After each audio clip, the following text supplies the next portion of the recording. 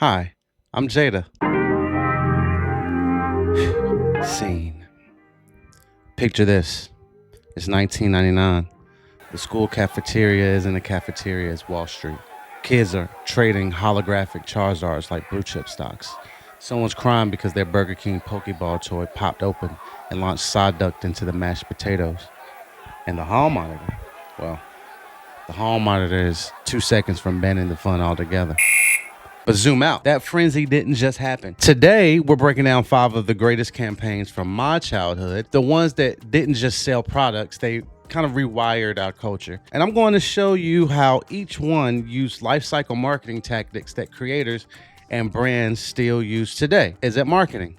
Let's find out. Number 1, scene. Imagine being a kid in the 1990s, right? Parked in front of the family floor TV. It's Friday night and you're eating pizza rolls while Cartoon Network promos flash on the screen. Suddenly, Jonny Quest isn't just coming soon. He's talking directly to you. Codes, clues, secret missions. You're not just watching a cartoon, you're being recruited. Quick rewind. Jonny Quest started in the 60s. Pulp adventure energy. Genius kid. Secret labs, villains, underground layers. Turner Broadcasting was trying to reboot Jonny Quest in the mid-90s. But instead of just buying commercials, they launched a global scavenger hunt. Clues dropped on the TV. Codes were hidden on websites. Thousands of kids, like myself, stayed up late solving puzzles and mailing in the answers. Winners got flown to Jamaica for a live mission. I wanted to fly to Jamaica so bad. That's not an ad. That's an adventure. Why did it work? Number 1, acquisition. They hooked kids with open loops. Every clue begged for the next one. Engagement. You weren't just watching Jonny Quest. You were on the Quest team. That's identity marketing, right? The conversion. The payoff wasn't a toy. It was a trip. That's the ultimate reward ladder, right? Retention. Every week kept you chasing for the next code. But here's where they kind of fell short. The hunt was more exciting than the actual show. Kids loved the game, but the ratings tanked once the episode started. Classic case of marketing outpacing the product. And I do remember tuning in just for the trip to Jamaica. I didn't care about the actual show, and honestly, I can't remember an actual episode of the show, which is weird. Is it marketing? Yes. This was lifecycle marketing before anyone had the term. TV, web, IRL, acquisition, nurture, conversion, all mapped out, right? You can build the exact same mechanics online. Hide codes in your newsletters, drop clues across TikTok, Instagram, emails. Give the audience a reason to come back. That's retention. That's lifecycle. Number 2, scene. Now flash to the school library. The smell of old carpet, printer ink. You're sitting at a beige computer the size of a microwave, headphones half broken, playing Carmen Sandiego. The librarian keeps shushing everyone because kids are literally yelling, "She's in Budapest! She's in Budapest!" across the room. And later, at home, PBS hits you with the game show version. Rockapella harmonizing while you scream answers on TV. Sandiego. The history. Carmen started as a computer game that literally shipped with a world almanac in the box. Then PBS turned it into a game show with Rockapella singing that ridiculous theme song. And it worked. Yeah. Carmen didn't market education. She marketed competence. Why did this work? Acquisition, the mystery itself. Where in the world is she? It just pulled you in. Engagement. She solved clues in real time. That's a dopamine rush that kept you glued, that kept you wanting to know where the next clue was so you could find out where the she. Kids begged their parents for maps, atlases, computer games. Tools became props. Then the retention. Teachers ran it in class. Kids played it at home. It spread by use, not advertisement. Is it marketing? Absolutely. Carmen was more content marketing disguised as a game show. Solve this clue equals first click. Buy the computer game equals conversion. Play it again at school equals retention. If you're selling something educational, don't market the homework. Market the feeling of being smart. Quick wins up front, transformations later. Number 3, scene. It's late at night. You're half asleep on the couch after watching Frasier reruns.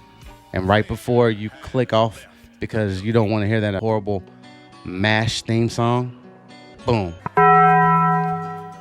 the Taco Bell chihuahua pops up on the screen. Yo quiero Taco Bell. You laugh. Your little sister repeats it for the next 3 days. The next morning, kids are running around the playground saying it like it's the funniest thing ever, even if nobody actually ate Taco Bell last night. History. Late 90s, Taco Bell launches Small Dog with a big voice. Yo quiero Taco Bell. That dog was everywhere. Talk shows, toys, commercials that ran literally nonstop. Brand awareness skyrocketed, but sales, not so much. Why it worked and why it didn't. Acquisition. Character plus catchphrase equals viral spread. Everybody quoted it. Engagement. Cute mascot kept people entertained. Everybody loves a cute little animal, right? That was the beginning of the internet around that time. AOL, dial-up, chat rooms. Those things was just now getting off. The 900 hours of free internet that you put in the disc, the CD-ROM. You put in the CD-ROM, and then you have to wait till everybody's off the landline. You dial in. It takes a couple minutes. You have to pick one of the numbers to dial in, and then you hear the annoying thing, and then welcome thing comes up, and you just pray for that dopamine hit of you've got mail. It was amazing. Amazing time to be alive. Conversion. Here's the problem. Cute dog doesn't always equal craving tacos. The entertainment beat the appetite. The retention. Even worse, criticism started piling up about stereotypes, and then brand equity just took a hit. Is it marketing? Technically, yes, but it's bad marketing. Awareness without conversion is just a vanity metric. You don't deposit awareness into a bank. I don't want to get paid in awareness. Don't confuse attention with demand. In life cycle marketing, top of the funnel awareness has to have a handoff or transfer. It has to hand off to mid-funnel engagement and bottom funnel conversion. If your campaign doesn't trigger the craving or whatever craving means in your business, it's just noise, right? Number 4. Scene. Back to the cafeteria. It's loud, messy, and somehow the entire economy is running on Pokemon cards. One kid's got a binder thick enough to be a college textbook. Another kid's hiding their shiny Charizard under their lunch tray like it's contraband. Boofing. I shouldn't have said that. I knew which kid that was, and I wanted that Charizard. Parents are lined up at Toys R Us at 5 a.m. Scalpers are hoarding booster packs, and Burger King is literally giving out Pokeballs with kids' meals. History. In 2 years, Pokemon went from a Game Boy game in Japan to a global cultural supernova. Cards, TV shows, Burger King toys, movie, merch, events. One slogan glued it all together. Gotta catch 'em all. Gotta catch 'em all. Yo, Mike, please put the gotta catch 'em all. I know there's something in there in Pokemon. Oh. Maybe you put like a Pokemon something behind me. Gotta catch 'em all.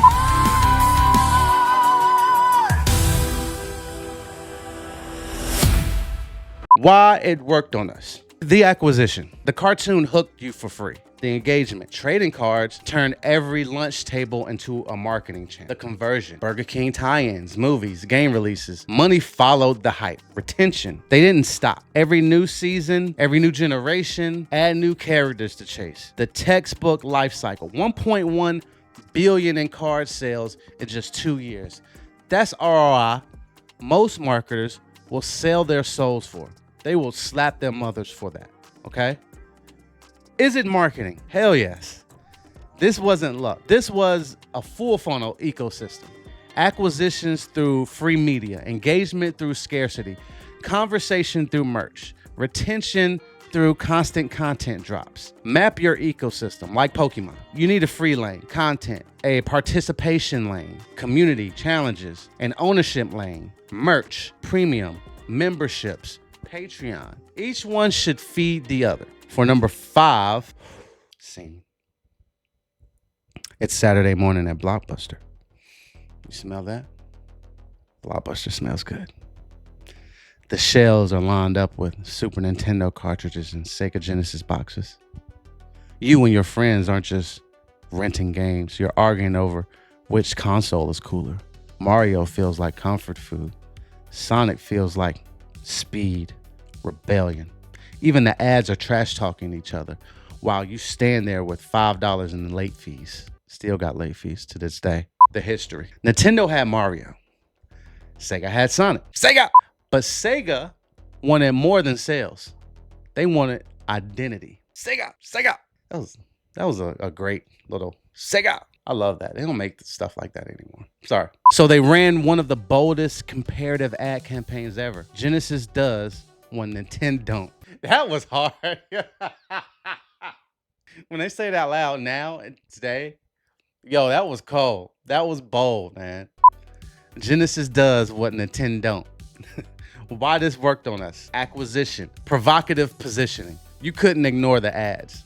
Engagement. Sonic wasn't just a game, it was a rebellion. The conversion. Kids literally begged for consoles just to prove they were cooler. Retention. The rivalry itself kept fans loyal. Sega versus Nintendo was the Coke versus Pepsi for gamers. Is it marketing? Absolutely. Comparative identity-based marketing. Sega wasn't selling games, they were selling rebellion. Your brand doesn't need to be for everyone. It just needs a spine. Make people pick a side. Editing doesn't grow channels, ideas do. Cold emails aren't dead. Bad ones are though. Draw the line. That's the retro playbook, right? Here's your cheat sheet from 5 childhood campaigns. 5 of my favorite. The Quest drop. Build open loops across multiple channels. Don't just post. Make people chase. The Carmen hook. Sell competence, not chores. Market the feeling of, right? How does this make me feel? Market the feeling. Awareness means nothing without appetite. Test for conversions. Yo quiero Taco Bell. Okay? Pokémon stack. Map your funnel like an ecosystem. Every lane feeds the other. The Sega spawn. Sega. This wasn't a game. This was a movement. Don't be for everyone. Position hard. Tribe beats general audience. Draw a line. Those campaigns didn't just entertain us as kids. They were full-blown marketing machines. They made us trade, choose, belong, and buy. So was it marketing? Every single one of these were. Some brilliant, some were definitely flawed. They all prove the same thing. They're hella memorable and nostalgic. Also, strategy beats luck, okay? Remember that, strategy beats luck. If you want more breakdowns like this, the kind that rips open the culture and hands you blueprints, check out my next episode. And remember, you don't have to catch them all. Just catch the ones that pay rent. Peace. And remember, in marketing, it's not about who's faster or stronger. It's about who screams Nintendo the loudest. Peace. And remember, the real question isn't where in the world is Carmen Sandiego. It's where in the funnel is your customer. Peace. Oh, that's my favorite one. Okay. And remember, every campaign is a scavenger hunt. Just make sure the prize isn't a flop show on Cartoon Network. Peace.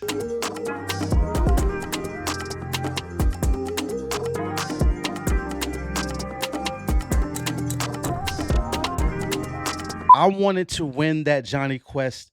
Like, I remember watching Jonny Quest Sunday nights. We went to church Sunday morning, did all the stuff, played outside, whatever. Jonny Quest came on Sunday nights, and I would stay up late and try to get those clues so that I can get a trip to Jamaica and run through the woods and the forest and find the treasure, the gold, right? And meet Jonny Quest and wear a black shirt and blue jeans. That's what I wanted to do.